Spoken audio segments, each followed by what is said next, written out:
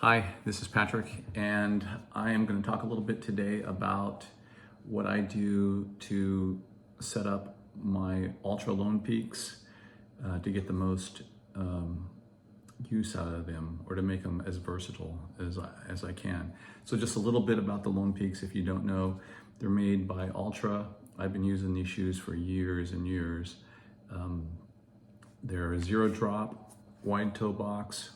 Both of those things are going to make your feet work the way they should, and that helps reduce possibilities of injuries. It's a 25 millimeter stack, which is the amount of rubber that's between you and the ground, which is not a ton, but a reasonable amount. But I'm going to show you some things that I do to kind of increase that.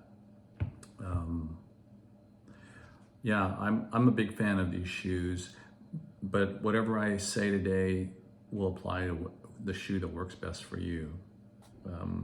So one of the things, let me start out with, is when I hike in Lone Peaks, and I hike in them, I don't trail run in them, I hike in them. What I like to do is, this is the insole that comes with it. And you can see it really doesn't have an arch support, and you don't need an arch support.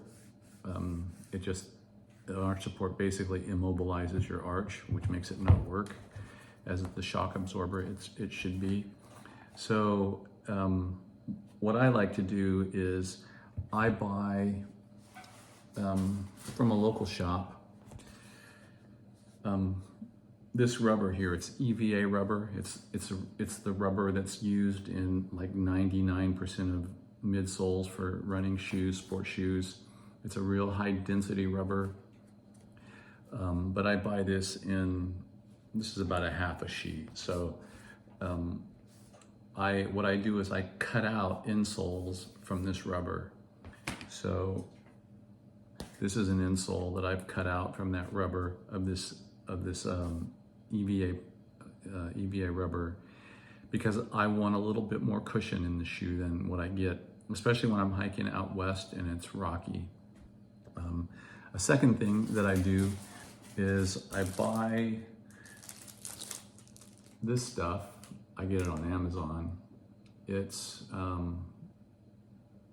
cutting mats, and I cut out basically my own rock guards from this plastic. So let me see, I wrote this down somewhere so I can tell you. This EVA that I'm using is 3.2 millimeters thick, and I measured these with a micrometer, and they're 0.6 millimeters thick. So that's what I use. So I cut out the cutting board stuff, the EVA rubber, and I put this into the shoe. Then I put this into the shoe. And then I put this into the shoe. So you're adding 3.8 millimeters of stack when you do that. And it's a combination of some cushion with that EVA and some protection rock guard with that flexible cutting mat. So that's pretty much how I hike. And keep in mind, when you're hiking, you've got additional weight on your back. When I say hiking, I mean backpacking. You've got additional weight on your back pushing you down on the rocks and the roots. And so I find that to be really helpful. It works for me, my foot shape, size, etc. with these shoes. I've been doing it for a long time, and I find it to be very effective. A couple of other things that I like to do with these shoes to make them more versatile is, number one, I always wear little trail racing gaiters with them. So these just clip onto the front here, and then there's Velcro on the back to attach them. That helps to keep the scree, the rocks, the sticks, the dirt, etc., out of your shoes. That reduces the wear and tear on the shoe and the number of times you have to stop during the day to empty out your shoes. They also, you know, a side benefit is they keep your shoelaces tied better. So that's one of the things that I do. Another thing that I do, depending on where I'm going, like I'm gonna go out to Colorado pretty soon and do some hiking. And because of where I'll be, I know that I'm gonna have to cross some snow fields. Not anything crazy, you know, expansive, you know, no ice axes, anything like that. But I do have some traction. These are titanium. They're made by a company called Vargo, V-A-R-G-O, and very lightweight, very effective. So if I'm gonna be doing much snowfield crossing on incline, then I'll carry these and use these. So the same keeps me in the same shoes. Another thing that I do, let me see, did I bring it out here? Yeah, I did. So if I am gonna be crossing snow, whether I'm using the traction or not, you know, that's gonna get your feet wet. So what I always carry these things, oven bags. They're for cooking meat, I think, in ovens. This one is 16 inches by 17.5 inches. I always keep 2 of these bags in my backpack. They're very useful for various things. One thing is if I'm gonna be crossing a snowfield and I wanna keep my feet dry, let's just say the temperature's dropping or something, and I think, yeah, it'd be nice to have dry feet. I will take one of these bags and put it on over my sock and then put my foot back into the shoe. So it keeps the shoe doesn't stay dry, but my foot stays dry. I also find them useful if I run into a lot of rain or something at night. I switch into some dry clothes to sleep, but all my wet clothes I put into these bags so that they are not getting my dry clothes wet inside of my tent. So I find them to be really useful. And I use these rather than anything else because I don't know, these baking bags, I'm not exactly sure what they're made out of. I wouldn't recommend baking in them, but they hold up pretty well. I've also used bread bags, which don't hold up quite as well, but these are a little bit better. Another thing that I do is, depending on where I'm gonna hike, let's say if I'm gonna do some desert hiking, I will usually, if I'm gonna do desert hiking or anything where I'm gonna be encountering a lot of really fine sand, grit, I will wear Injinji socks.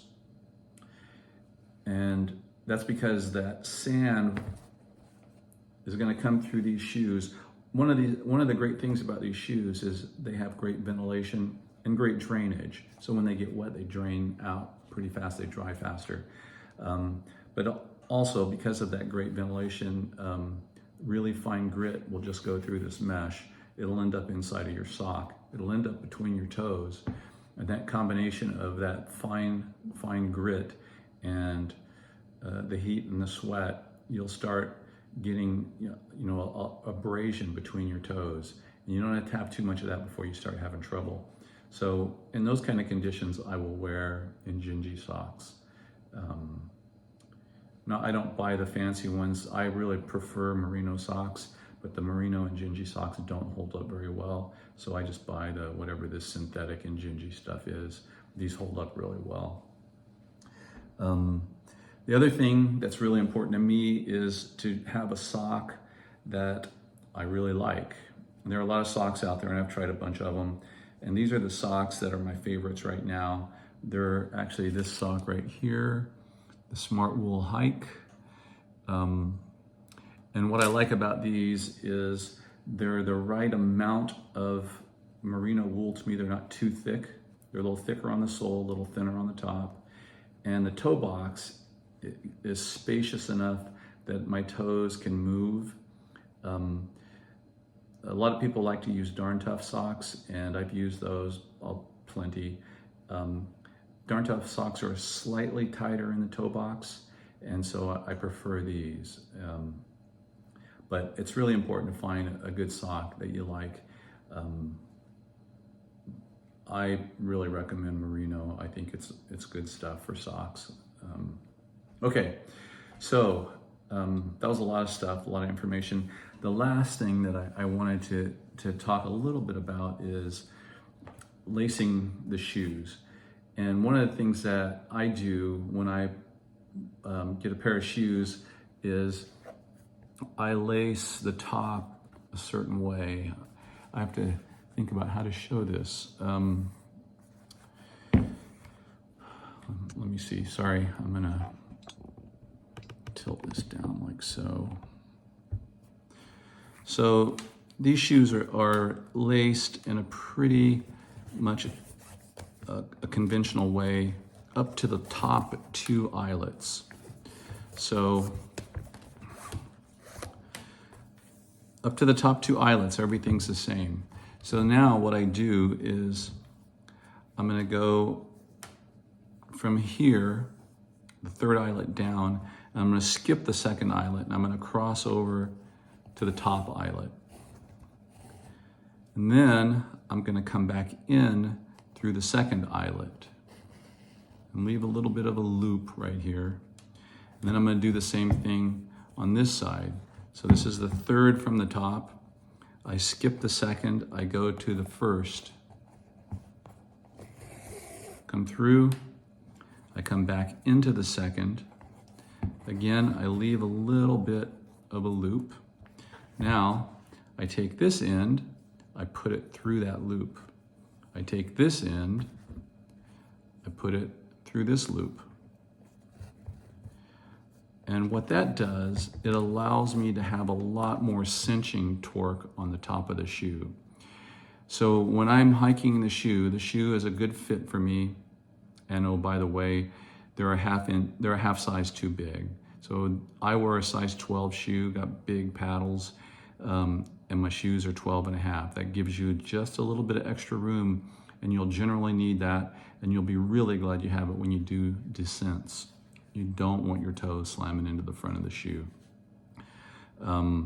If you find that you're on a descent and your toes are starting to reach the top of the front of your shoe, you can, through this pattern that I just showed you, you can really cinch down the top of the shoe.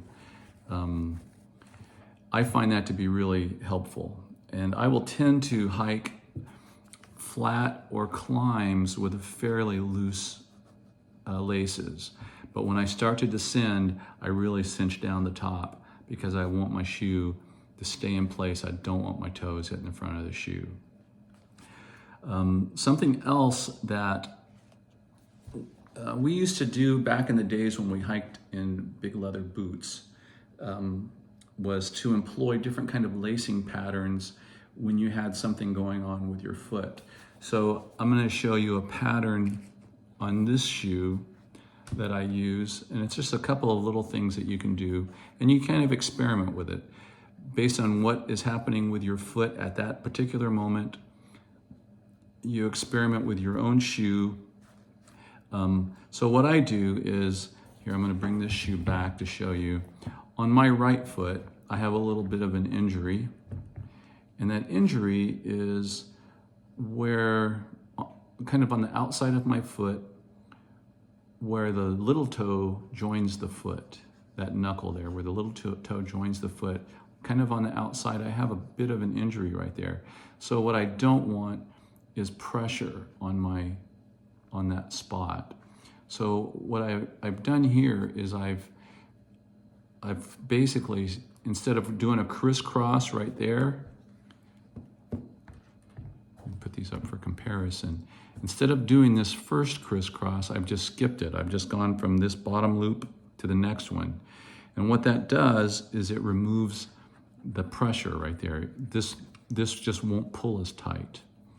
So that's one thing that you can do, is just when you realize, oh, I've got something going on with my foot, I've got a hot spot, lace your shoe in such a way that you remove the pressure from that spot.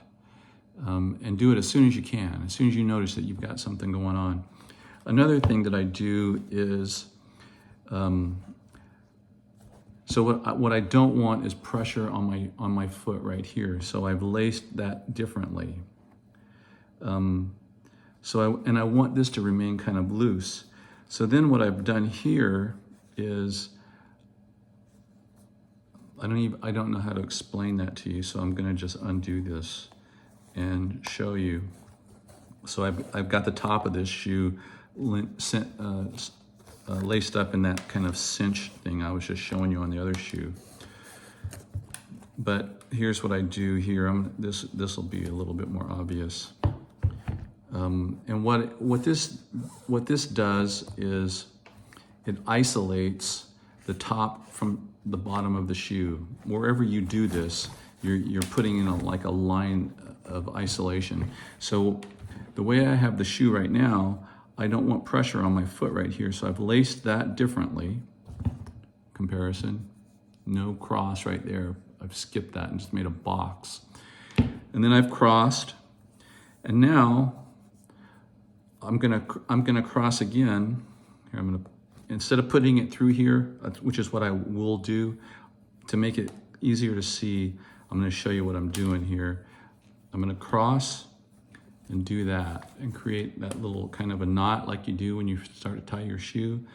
But then I'm gonna wrap this one around again. So that's kind of like a little triple thing. And then what that does is that stops the tension from the top. So if I pull a lot of tension on the top, like if I decide I'm really gonna cinch my shoe down, it comes down to right here, but it doesn't tighten up the bottom part.